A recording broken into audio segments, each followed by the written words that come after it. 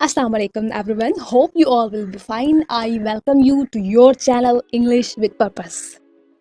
If we talk about contemporary fiction, there are many great contemporary novels that are worth reading too, जो पढ़ने के काबिल हैं classics से आगे भी. These books are often more accessible than classics and can be great way to get into reading literature.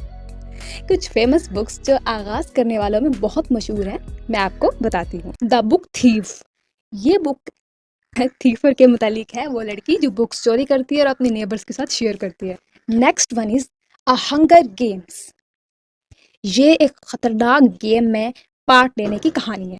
Other amazing book is the fault in our stars by John Green, a romantic novel about two teenagers with cancer who fall in love.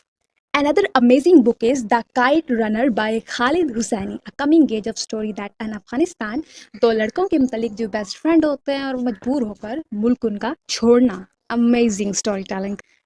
Next one is Where the Crawdad Sings, Adela Owens. Mysterious, full of thrill or murder spree. Hope this contemporary literature will make you happy. See you next video.